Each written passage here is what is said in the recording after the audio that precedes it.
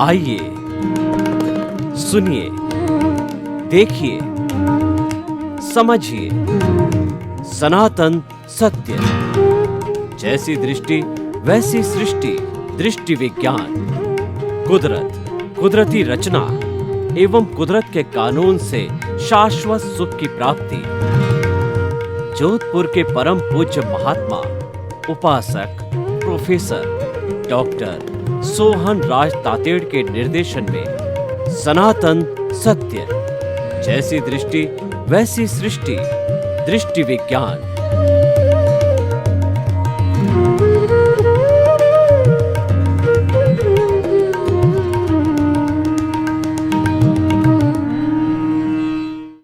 आत्मविज्ञान, science of the soul में आपका हार्दिक स्वागत है, अभिनंदन है, सत्कार है। साइंस ऑफ द सोल आत्मविज्ञान कार्यक्रम के अंतर्गत हम सही दृष्टि, सही सोच, राइट विजन, राइट थिंकिंग के आधार पर आपको नए नए विषयों से हम अवगत कराते हैं और आपको हमारे जीवन के गूढ़ रहस्यों के बारे में बताते हैं कि मैं कौन हूं, मैं कहां से आया हूं, मुझे कहां जाना है। इस तरीके के गूढ़ रहस्य हम बताते हैं विभिन्न विभिन्न विषयों के माध्यम से और आपकी बिलीफ को राइट करते हैं। जब बिलीफ राइट हो जाती है तो व्यक्ति सही दिशा में चलता रहता, दिशा सही होती है तो गंतव्य की प्राप्ति करता है। तो आज इसी क्रम के अंदर हमने एक बहुत सुंदर प्राकृतिक विषय लिया है। आज का हमारा विषय है, जो हमारा का विषय है पर्यावरण संरक्षण।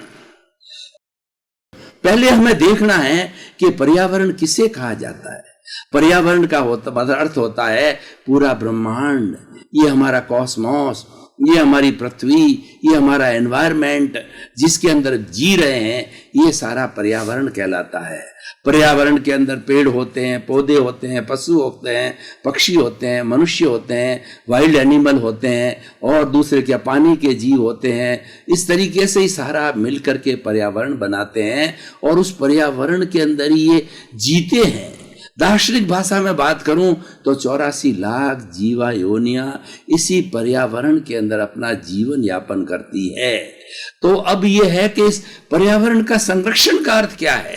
पर्यावरण के संरक्षण का अर्थ यह है कि पर्यावरण के अंदर जो घटक है, जैसे कि हमारा पानी है, पंचभूतात्मक जो पृथ्वी है, जल, अग्नि, वायु, आकाश और पृथ्वी, ये 5 भूत मिलकर के ये पर्यावरण बनाते हैं। इनका संरक्षण करना, इनका अतिरिक्त दोहन नहीं करना, इनको खराब नहीं करना, ये पर्यावरण संरक्षण कहलाता है। जैसे कि पृथ्वी है, उस पृथ्वी का जितनी हमको आवश्यकता हो उस पर हम निवास करें, लेकिन इसका दोहन करने का अर्थ यह हुआ कि इसको खोदें, इसके अंदर गहरी माइंस के अंदर जाएं, इसमें ड्रिलिंग करके हम 1000-2000 फीट तक गहरे जाएं और इस पृथ्वी का दोहन करें।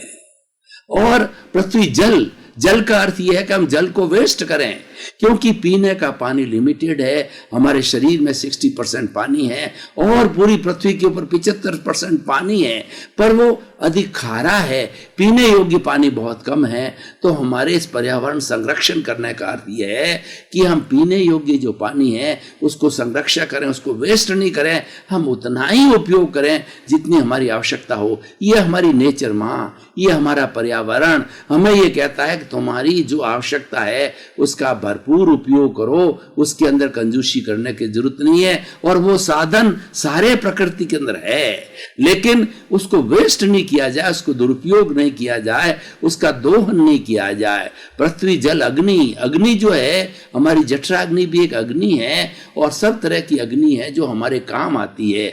जठराग्नि भोजन पचाने में काम आती है, अग्नि के द्वारा हमारे यंत्र बनते हैं, रेलगाड़ियां बनती है, एरोप्लेन बनते हैं और सभी चीज उसके अंदर अग्नि, स्टील है, उसमें अग्नि की आवश्यकता होती है। तो अग्नि का जो हम दुरुपयोग नहीं करें, अग्नि फालतू जलती नहीं रहे और अग्नि जो है वेस्ट नहीं हो, क्योंकि इसी से ही हमारा उत्पादन होता है। पृथ्वी, जल, अग्नि और वायु, ये सारी वायु है, इसके अंदर प्राण वायु ऑक्सीजन रहती है, O2, और इस प्राणवायु को हम इस पर्यावरण से ही प्राप्त करते हैं, इसको जो हम गंदा ना करें। ये गंदा कब होती है कि इसके अंदर कार्बन डाइऑक्साइड छोड़ दी जाती है। हम जो निःश्लेष करते हैं कार्बन डाइऑक्साइड शरीर के बाहर अशुद्धि के रूप में निकालते हैं, वो भी पर्यावरण के अंदर जाती है। फैक्ट्रियों का धुआं है और दूसरी चीजें हैं, वो सारा जाकर पर्यावरण को जो है वो दूषित करते हैं। वायु को दूषित किया जाता है, पर्यावरण दूषित होता है। पृथ्वी, जल, अग्नि, वायु और आकाश, ये आकाश जो कि हमें अवगाहना देता है, इसके अंदर हम आराम से घूम सकते हैं, चल सकते हैं। अगर ये गंदा होता है तो हमको चलने में बहुत तकलीफ होती है, सांस लेने में तकलीफ होती है, और आकाश का गंदा होने से जो है हमें बहुत सी बीमारियों का सामना करना पड़ता है।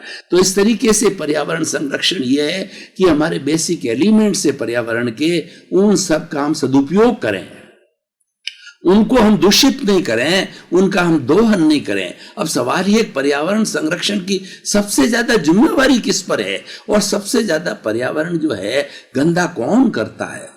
मनुष्य एक ऐसा व्यक्ति है जो कि इस पर्यावरण का, इस सृष्टि का सर्वश्रेष्ठ प्राणी है, और सर्वश्रेष्ठ प्राणी होने का वो सबसे ज्यादा जिम्मेदार है। इसीलिए उसके ऊपर ये जिम्मेदारी है कि पर्यावरण का वो संरक्षण करे। वही इन चीजों का, जो मैंने अभी पांचों चीजें बेसिक एलिमेंट्स बताया है, इनका ही सबसे ज्यादा दुरुपयोग करता है। और उस दुरुपयोग का कारण ये हो सकता है उसकी लालसा है, उसकी तृष्णा है। और इसीलिए तृष्णा के लिए कहा गया है कि विषय नर की लालसा और पाम रोग की खाज, लोभी की धन लालसा और तीनों बेअंदाज। मनुष्य कई बार इतना लोभी बन जाता है कि सृष्टि का पूरा धन, इस सृष्टि की पूरी संपत्ति उसको दे दी जाए, फिर भी वो नहीं धापता है, उसको संतुष्टि नहीं होती है। और लेकिन उस पर्यावरण के अंदर, उस नेचर के अंदर संपूर्ण प्राणियों को भरण पोषण करने की पूरी सामर्थ्य है, पूरी योग्यता है। इसी कारण ये जो पर्यावरण है 84 लाख जीवा योनियों का जो उत्पत्ति स्थान है, उन सबको जन्म देता है। तो इस तरीके से मनुष्य जब नीडी से ग्रीडी बन जाता है, नीड को जो उपयोग करना जरूरी है, क्योंकि हमारा शरीर है, इसको भोजन चाहिए, पानी चाहिए, प्राणवायु चाहिए, कपड़ा चाहिए, घर चाहिए, सभी चीज चाहिए। रोटी, कपड़ा, मकान, शिक्षा, चिकित्सा हमारी बेसिक आवश्यकता है। हमें पूर्ति करने की पूरी आजादी, हम स्वतंत्र है। लेकिन सवाल यह है कि हम ग्रीड के अंदर चले जाते हैं। हमको आवश्यकता एक मकान की होती है, हम 10 मकान बनाते हैं, और उसके साथ साथ में हमारे को एक कमरे की आवश्यकता होती है। 10 कमरों में हम 10 AC लगा देते हैं, और इतने 10 ही फ्लैश लगाते हैं, और एक फ्लैश के अंदर कितना पानी जाता है। एक ही व्यक्ति जो है हजारों लोग की हिस्से की चीजें जो पर्यावरण से आती है वो उपभोग कर लेता है। ठीक है, उसके जो है पुण्योदय कारण उसको धन संपत्ति मिली है, लेकिन वो दुरुपयोग के लिए नहीं मिली है, वो सदुपयोग करने के लिए मिली है। इसी मनुष्य को उसका सदुपयोग करना चाहिए, और ये सारी जिम्मेवारी मनुष्य की है। देखिए, इस सृष्टि में जितने भी प्राणी हैं, पेड़ पौधे की बात करूं तो हमारे कितने हितैषी है। हमें जितनी भी ऑक्सीजन मिलती है, प्राणवायु मिलती है, ये सब पेड़ पौधों से मिलती है। क्योंकि पेड़ पौधे हमारी दूषित कार्बन डाइऑक्साइड को जो है वो खाते हैं, उसका सिंथेसिस के माध्यम से अपना भोजन बनाते हैं, और उसके बदले के अंदर हमको प्राणवायु ऑक्सीजन देते हैं। आज विज्ञान ने इतनी तरक्की कर ली है, लेकिन ऑक्सीजन बनाने का विज्ञान कोई कारखाना नहीं बना पाया, क्योंकि ऑक्सीजन जो है विज्ञान बना नहीं सकता। ऑक्सीजन बोटलिंग कर सकता है, ऑक्सीजन तो केवल पेड़ पौधे ही दे सकते हैं। तो हम समझ सकते हैं कि पेड़ पौधे हमारे कितने हितैषी है, और हमारी कितनी कृतज्ञता उनके प्रति। अगर वो ऑक्सीजन देना हमको बंद कर दे तो हमारा जीवन भी नहीं रहे, अस्तित्व भी नहीं रहे। पीपल का एक ऐसा पेड़ है जो 24 आवर्स ऑक्सीजन देता है। इसीलिए पीपल के पेड़ की पूजा होती है, क्योंकि उसके अंदर गुण है, हमको प्राण देने का गुण है, वो हमको जीवन दान देता है, इसलिए उसका सबसे बड़ा गुण है। तो इसीलिए भाइयों, और हम जड़ी बूटियों को देखें, हमारे इस पर्यावरण के अंदर इतनी जड़ी बूटियां हैं कि संपूर्ण प्राणी मात्र की कोई भी बीमारी को ठीक करने की उनके अंदर योग्यता है। चरक नाम के जो है वो एक आयुर्वेदाचार्य हुए हैं, वो इतने भव्य आत्मा थी कि वो पेड़ पौधों के सामने जाकर के खड़े होते, उनको प्रणाम करते, उनका आह्वान करते कि आपकी योग्यता मुझे बताइए, ताकि उस योग्यता का और आपका गुण बताइए, उस गुण को लेकर के और वे मानव जाति के कल्याण के लिए, बीमारों को ठीक करने के लिए आपका उपयोग कर सकूं, तो वो पेड़ पौधा, जड़ी बूटी, फूल, जो भी जिसके सामने वो निवेदन करते, वो अपना सारा गुण जो है उनको जो है वो प्राण, जो उस तरीके से पेड़ पौधों की आवाज को समझने वाले थे तो वो उसको ग्रहण कर लेते थे। और ग्रहण करके चरक जो है उन्होंने बहुत बड़े जो आयुर्वेद आचार्य हुए हैं और उन्होंने कई तरह की जड़ी बूटियों के आधार पर खोज करके, प्रयोग करके, अनुसंधान करके मनुष्य को ठीक करने के लिए औषधियां बनाई है। तो देखिए हमारे पर्यावरण का कितना है। हम देखिए बात करते हैं चूहों की, कि चूहे काटते हैं, घर को गंदा करते हैं। चूहे कितने उपयोगी हैं कि वो चूहे बिलों के अंदर रहते हैं और धरती को पोली करते हैं। जब किसान खेत के अंदर हल चलाने जाता है तो उसको जो जमीन पोली मिलती है, और उसका उद्देश्य भी यही होता है जमीन को पोली करना, ताकि पोली करने से आराम से जो है वो बीज बोया जा सके।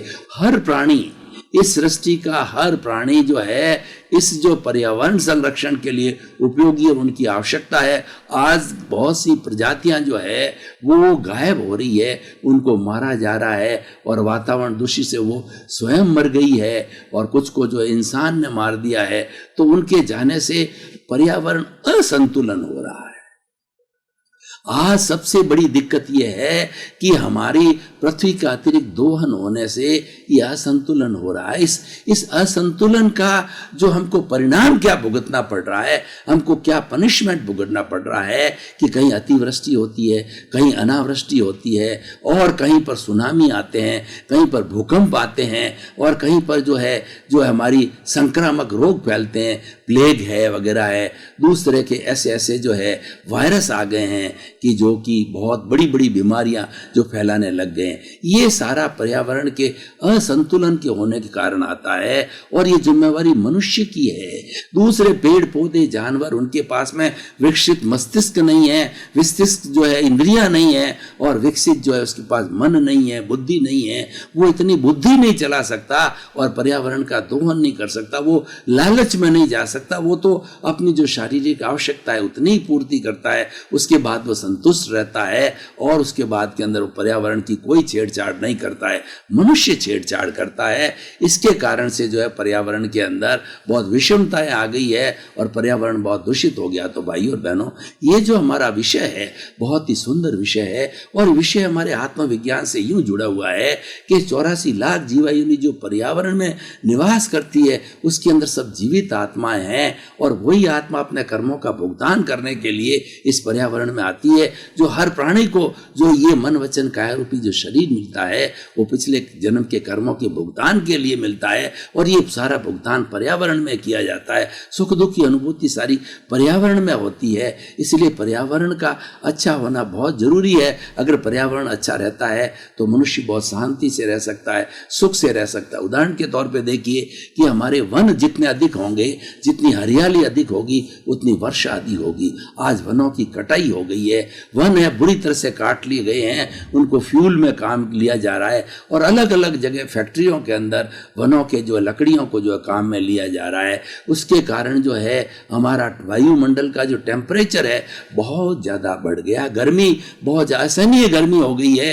राजस्थान जैसे डेजर्ट एरिया के अंदर तो मई जून के महीने 52-55 डिग्री सेंटीग्रेड, जो कि व्यक्ति सहन नहीं कर सकता। व्यक्ति झुलस जाए और प्राणी मात्र उसमें से झुलस जाए तो वो जीवित भी नहीं रह सकते, और पानी की बहुत कमी हो जाती है जब इतनी गर्मी पड़ती है। तो ऐसे समय कि ये क्यों हो रहा है? ये वनों के काटने से हो रहा है। इसीलिए हमें वनों को नहीं काटना चाहिए, हमें प्रकृति में छेड़छाड़ नहीं करनी चाहिए।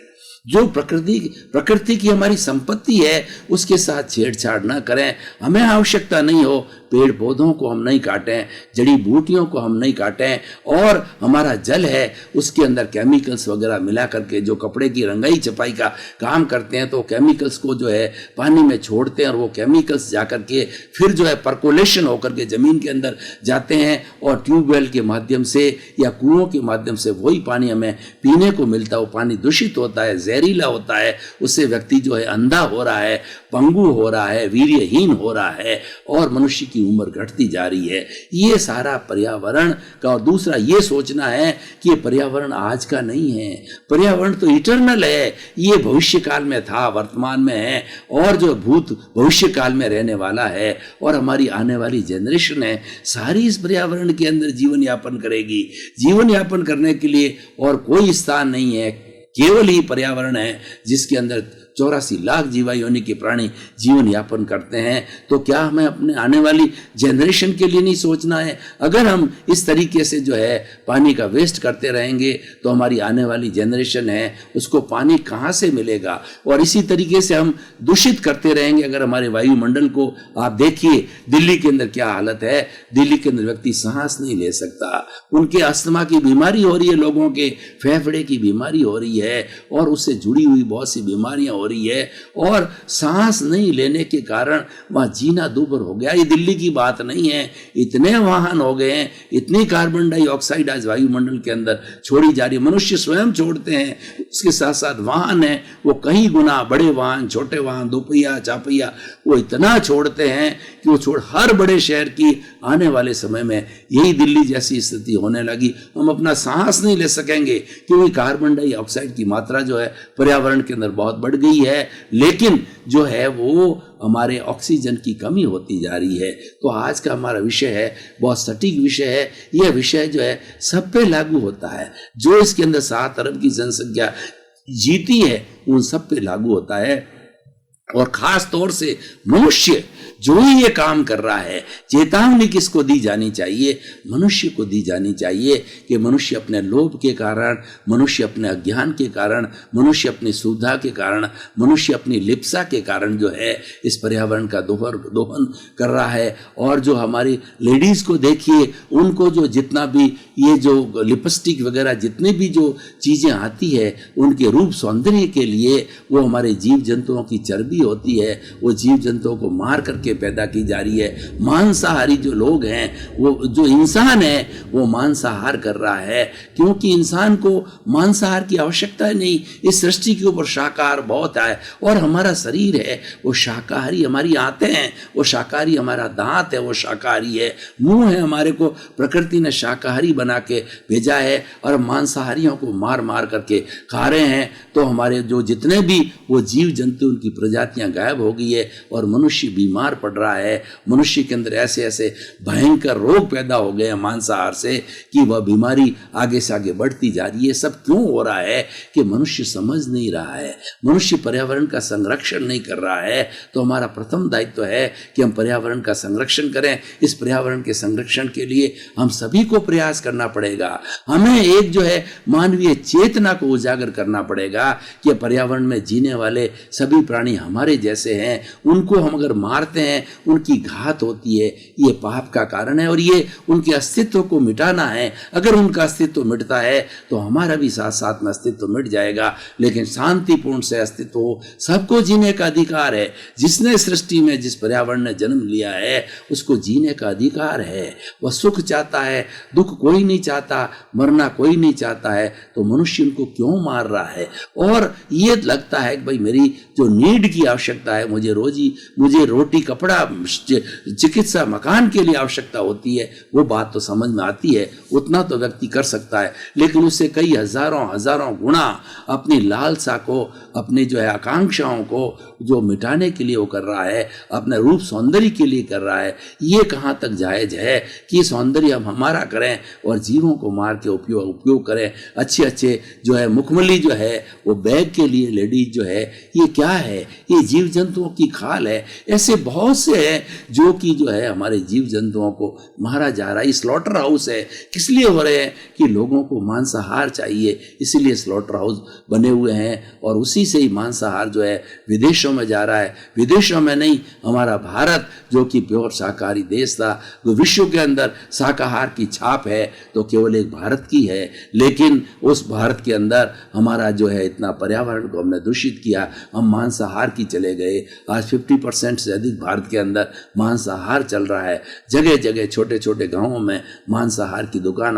जिसकी आवश्यकता नहीं है, क्योंकि हम तो शाकाहारी हैं। हमको प्रारंभ से, हम आर्यों की संतान है। प्रारंभ से वेदों से, पुराणों से, त्रिपिटक से जो है हमारे खान पान की शुद्धि पर जो है बहुत ध्यान दिया गया। हमारे धार्मिक शास्त्रों में बताया गया है कि जैसा अन्न वैसा मन। और ये हमारा जो शरीर बनाया शाकाहार से बनाया, शाकाहार से हमारी बुद्धि है पॉजिटिव रहती है, हमारे नकारात्मक भाव नहीं आते हैं। और जब हम मांसाहारी बन जाते हैं, जबकि हमारा शरीर मांसाहार के लिए है नहीं है, तो मांसाहार करने से हमारे भीतर जो है नकारात्मक भाव आते हैं, भीतर हमारे हिंसा के भाव आते हैं, भीतर हमारे अपराध के भाव आते हैं। तभी आतंकवाद बढ़ रहा है और ये असंवेदनशीलता बढ़ रही है और इतने रेप के केस हो रहे हैं, हमारी घरेलू हिंसा हो रही है, सामाजिक हिंसा हो रही है। और आज जितनी अगर सारी बातों का हम सोचें, आज ये विषमता पैदा हुई है, आज जो दुख का वातावरण जो बना हुआ है विश्व के अंदर, उन सब का कारण ये है कि हम पर्यावरण का संरक्षण नहीं कर रहे हैं,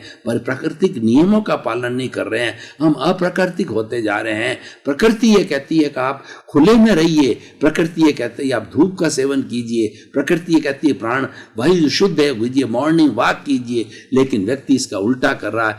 उसने अपने हर घर के अंदर, कमरे के अंदर एसी लगा रखा है, कार में एसी है, ऑफिस में एसी है, वो तो घर के बाहर निकलता नहीं, वो तो सूर्य के दर्शन भी नहीं करता है। विटामिन डी है, वो सूर्य की किरणों से आता है। और जितने भी सप्लीमेंट्स आजकल डॉक्टर जो है टैबलेट के रूप के अंदर, कैप्सूल रूप के अंदर दे रहे हैं, ये सारे पर्यावरण के सीधे उपयोग से आ सकते हैं। और vitamin A, vitamin B, vitamin C, vitamin D, vitamin E, ये सारे पर्यावरण से आते हैं, पेड़ पौधों से आते हैं, औषधियों से आते हैं, सूर्य से आते हैं, पानी से आते हैं, अग्नि से आते हैं, वायु से आते हैं।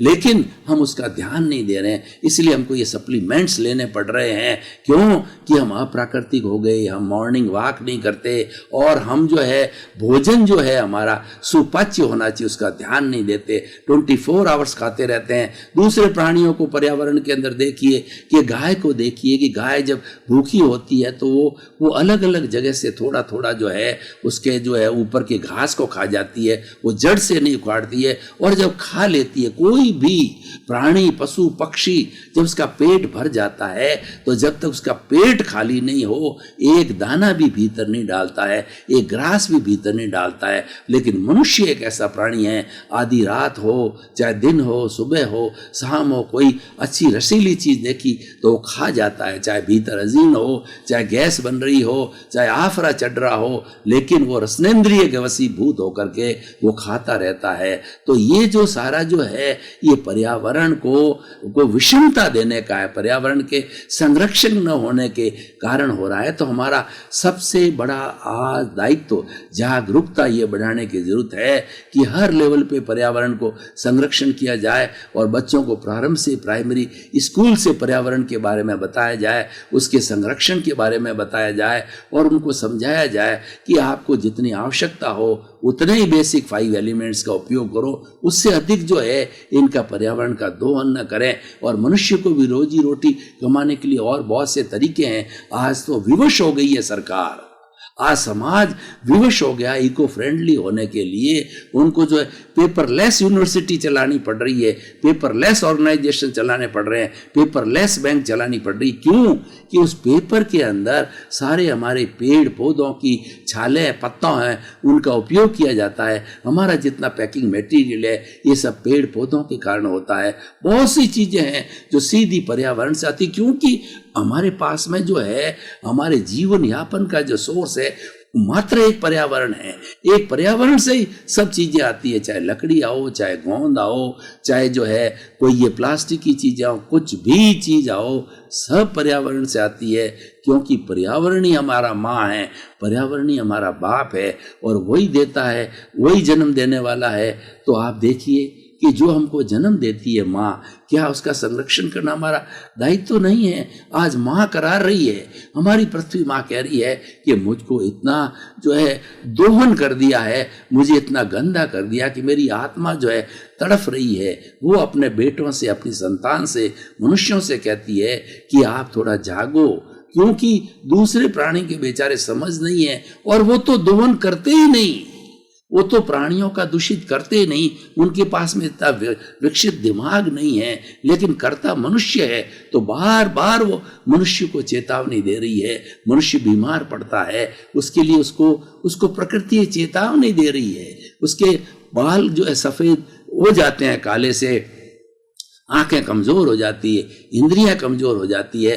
तो ये दिया जाता है, तुम खाद्य संयम करो, भोजन का संयम करो, और ताकि कि हमारा पर्यावरण जो दूषित न हो। तो भाई और बहनों, हम आपको ये बताना चाहते हैं, आज हमारे आत्मविज्ञान के कार्यक्रम ने हमें पर्यावरण संरक्षण का ये कार्यक्रम क्यों लिया, क्योंकि इससे जुड़ा हुआ है। ये हम व्यवहार और निश्चय, हमारा व्यवहार और निश्चय है, दोनों के संतुलन में विश्वास करते हैं। आज का हमारा जो विषय है व्यवहार नए का है। व्यवहार शुद्धि की बिना निश्चय शुद्धि नहीं हो सकती है। भाइयों, आपका बहुत बहुत धन्यवाद कि आप जो है ये आत्मविज्ञान कार्यक्रम देखते रहिए। आत्मविज्ञान कार्यक्रम के अंदर आपके जीवन को बदलने के सूत्र बनाए जाते हैं। आपका जीवन किस तरीके से अच्छा बने, सार्थक बने, और जो है वो आप इस मनुष्य जीवन को धन्य बनाए, उसके आप बहुत से सूत्र दिए जाते हैं। क्योंकि आत्मा से जुड़ा हुआ हमारा विषय है, ये पॉजिटिव थिंकिंग से जुड़ा हुआ है, ये राइट विजन राइट थिंकिंग से जुड़ा हुआ है, सही दृष्टि सही सोच से जुड़ा हुआ है। और इसके सेंटर के अंदर आत्मा है, आत्मविज्ञान है। जिस किसी कार्यक्रम के बीच के अंदर सेंटर में आत्मा रहती, तो निश्चित तौर से वह विषय, वह प्रवचन, वो टॉक बहुत ही जो है वो गुणकारी होती है। तो आपका जीवन मंगलमय हो, धन्य हो। आपके प्रति मंगल भावना, शुभकामना।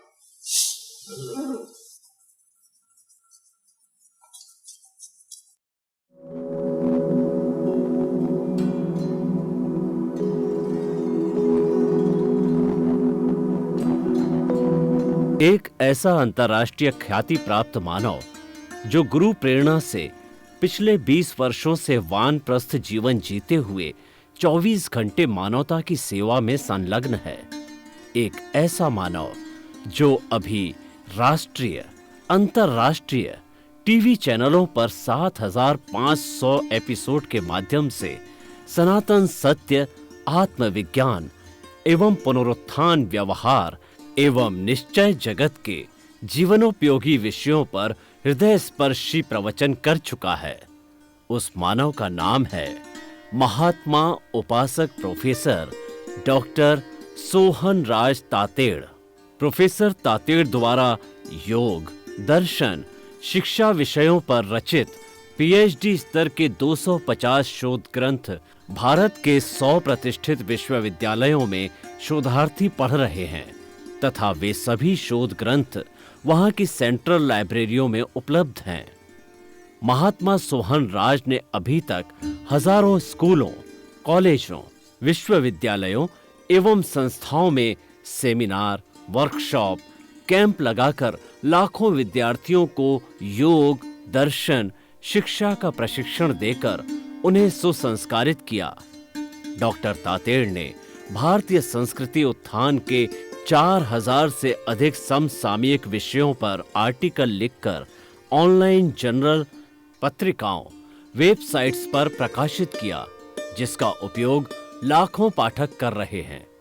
उपासक तातेड़ के 5000 से अधिक आज का सुविचार, आज का शुभ संदेश, आज का मंगल भावना योग आदि चिंतन websites, Twitter, blogger, Facebook, YouTube माध्यमों से लाखों लोग अपना जीवन निर्माण कर रहे हैं।